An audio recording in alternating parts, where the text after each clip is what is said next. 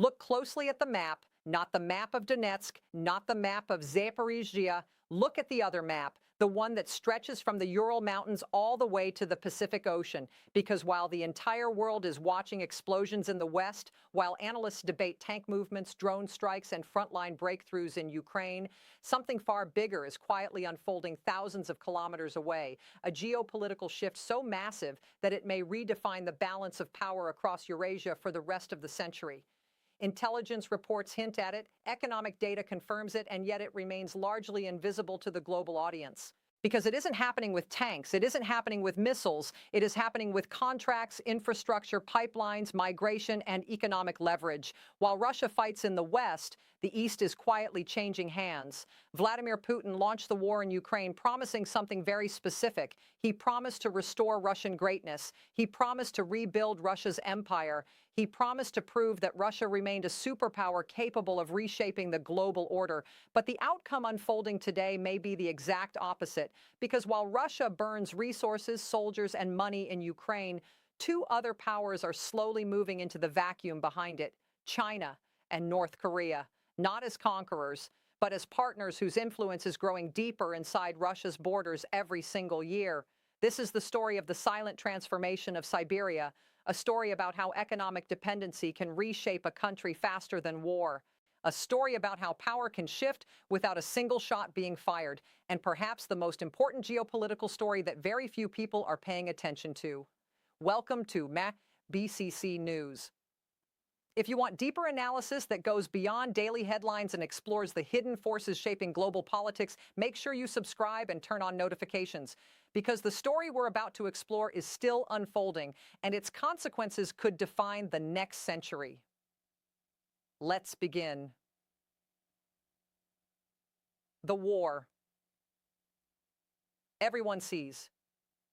The war in Ukraine dominates the global conversation. Images of destroyed cities, burning tanks, and missile strikes fill news broadcasts around the world. Donetsk, Bakhmut, Avdiivka. These names have become symbols of a brutal conflict that has reshaped Europe's security landscape. For Russia, the war has consumed enormous resources, hundreds of thousands of soldiers, tens of billions of dollars each year, massive amounts of equipment and ammunition. But while Russia's military is concentrated in the West, the eastern half of the country has quietly become vulnerable. And that vulnerability is now reshaping the region in ways few predicted. Russia's forgotten half. Most people think of Russia as a European power, but geographically, most of Russia lies in Asia. The Russian Far East alone covers nearly 7 million square kilometers. That is almost half of the country's entire territory. And it is one of the most resource-rich regions on Earth.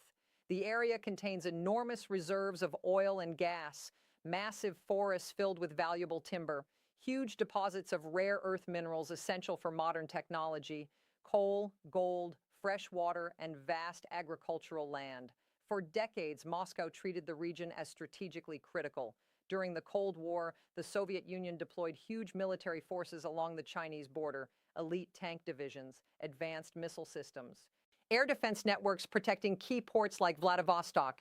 The region was heavily militarized because Moscow understood something important. If the Far East were ever lost or weakened, Russia would lose not just land, but its economic future. But the war in Ukraine has changed those calculations. Many of the forces that once guarded the eastern frontier are now deployed thousands of kilometers away. Air defense systems moved to protect Crimea, tank units sent to the Ukrainian front, military resources redirected to the West, and that shift created something powerful: a vacuum.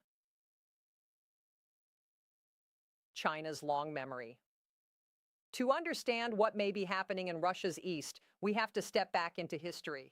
In Russia, the region is called the Far East, but in China, it has another name, Outer Manchuria, and that name carries historical meaning. During the 19th century, China's Qing dynasty was weakened by internal rebellions and foreign pressure. Taking advantage of that weakness, the Russian Empire forced China to sign several treaties: the Treaty of Aigan in 1858 and the Convention of Beijing in 1860. These agreements transferred more than 1 million square kilometers of territory from China to Russia. For China, the loss became part of a larger narrative known as the Century of Humiliation, a period when foreign powers carved up Chinese territory and influence. For decades, Chinese leaders rarely discussed those treaties publicly, but the memory remained. And today, some analysts believe China may be quietly regaining influence in those same regions, not through military force, but through economic expansion. The economic expansion. Across the Russian Far East, economic ties with China have exploded. Chinese companies are leasing agricultural land, building infrastructure, investing in mining operations, developing transportation corridors. Cities along the Russian-Chinese border have become increasingly integrated economically. In places like Blagoveshchensk, Chinese businesses dominate trade. Cross-border commerce flows constantly. Chinese language signs are increasingly visible, and the Chinese currency, the yuan, is being used more frequently in regional transactions. Trade between the two countries has grown dramatically since Western sanctions hit Russia after the invasion of Ukraine. With Europe reducing economic ties with Moscow, China has become Russia's largest trading partner, and that dependency is reshaping the relationship between the two countries. Russia's growing dependence. Before the Ukraine war, Russia's economy was relatively balanced in terms of global trade. Europe was its largest customer for energy exports. China was important, but not dominant. But sanctions changed that equation almost overnight. When Western companies withdrew from Russia and financial restrictions tightened, Moscow had fewer economic partners left. China stepped in to fill many of those gaps. Chinese electronics replaced Western technology. Chinese cars replaced European vehicles. Chinese industrial components replaced imports from other markets. Trade between the two countries surged. But the relationship is not perfectly balanced. China's economy is roughly 10 times larger than Russia's, and that difference gives Beijing enormous leverage in negotiations. For example, China has been able to negotiate steep discounts on Russian oil and gas exports. Energy that once flowed west toward Europe is increasingly being redirected east toward China, often at lower prices. For Beijing, this arrangement is extremely advantageous. It gains access to massive natural resources at discounted rates.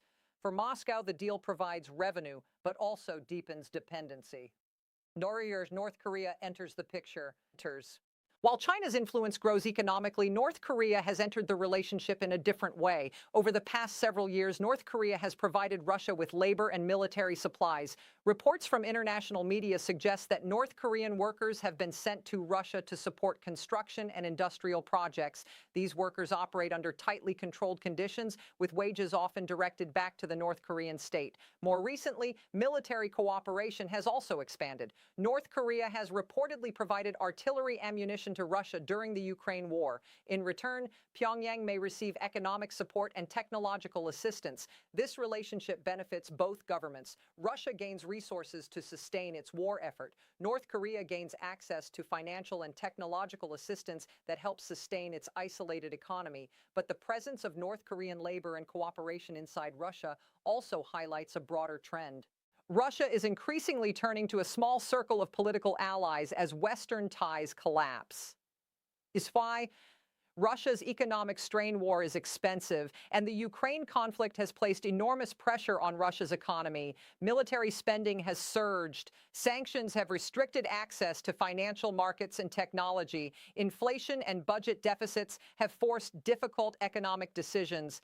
Some financial analysts report that Russia has drawn heavily on its sovereign wealth funds and foreign reserves to sustain spending. Energy exports still generate revenue, but lower prices and limited markets have reduced overall income compared to pre-war levels. And when an economy becomes heavily dependent on a single partner, in this case China, that partner gains enormous influence.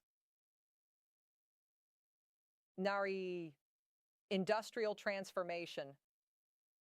The transformation of Russia's industrial landscape is visible in everyday life.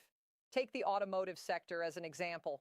Before the war, European and Japanese companies dominated Russia's car market. But after sanctions forced many of those companies to leave, Chinese manufacturers quickly filled the gap. Within just a few years, Chinese car brands went from a small share of the market to a dominant presence. Chinese trucks, buses, and passenger vehicles now appear widely across Russian roads. Many Russian factories that once assembled Western models now assemble vehicles using Chinese parts. This shift highlights a deeper economic reality. Russia is increasingly tied into Chinese industrial supply chains. The Arctic factor. Another area where cooperation is expanding is the Arctic. The Arctic contains enormous untapped reserves of oil, gas, and minerals. Melting ice is also opening new shipping routes between Asia and Europe. For Russia, the Arctic has long been a strategic priority, but developing the region requires enormous investment. Sanctions and financial pressures have made that investment more difficult. China has stepped in as a potential partner. Chinese companies have shown interest in Arctic energy projects, infrastructure development, and shipping routes. Beijing refers to its strategy in the region as the Polar Silk Road, part of its broader Belt and Road initiative. For China, Arctic access could shorten shipping routes and secure energy supplies. For Russia, Chinese investment offers a way to develop projects that might otherwise stall. But again, the relationship reflects unequal economic power. China provides capital and technology. Russia provides resources and territory. Technology and infrastructure technology is another area where Russia has become increasingly dependent on Chinese partners. After Western technology companies withdrew from Russia, Chinese firms stepped in to fill the gap. Telecommunications companies like Huawei expanded their presence. Chinese electronics and digital infrastructure became more common. This cooperation helps Russia maintain technological capabilities despite sanctions. But it also means that critical infrastructure may rely on foreign suppliers, and that reliance carries long-term strategic implications. The strategic balance. All of these developments point toward a larger geopolitical shift. Russia remains a major military power. It possesses nuclear weapons, vast territory, and enormous natural resources. But its economy is far smaller than China's, and economic power increasingly determines geopolitical influence. China's approach toward Russia appears cautious and strategic. Beijing has supported Moscow diplomatically and economically, but it has avoided becoming directly involved in the Ukraine war. This allows China to benefit from the situation without risking major international consequences. The long game. Many analysts believe China is playing a long-term strategic game. A weakened Russia dependent on Chinese trade, technology, and investment could become a valuable partner, but also a junior one. China gains access to resources, it secures a friendly government along its northern border, and it strengthens its position in global geopolitics, all without firing a single shot. The global impact.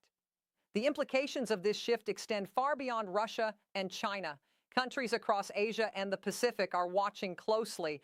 Japan has accelerated its defense modernization. South Korea is debating stronger military capabilities, and the United States is reassessing its strategy in the Indo-Pacific region. A closer China-Russia partnership could reshape alliances, trade routes, and security arrangements across the entire region. The historical irony. There is also a powerful historical irony in this transformation. During much of the 20th century, the Soviet Union was the dominant power in its relationship with China. Moscow provided technology, military equipment, and industrial expertise. China was the junior partner. Today, the situation has largely reversed. China's economy is far larger, its technology sector is expanding rapidly, and its global influence continues to grow. Meanwhile, Russia faces economic challenges and international isolation.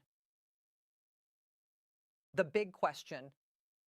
So what does the future hold? Will Russia remain a powerful independent state balancing relations between East and West? Or will its growing dependence on China reshape the relationship permanently? Geopolitics rarely moves in straight lines. Economic trends can change. Political leadership can shift. New alliances can emerge. But one thing is clear. The relationship between Russia and China is becoming one of the most important strategic dynamics of the 21st century. and its consequences will be felt far beyond the borders of those two countries. Now, we want to hear your perspective. Do you think Russia can maintain its strategic independence, or will its growing economic ties with China reshape the balance of power in Eurasia permanently? Let us know your thoughts in the comments. If you found this deep dive analysis valuable, make sure to like the video and subscribe to BCC News.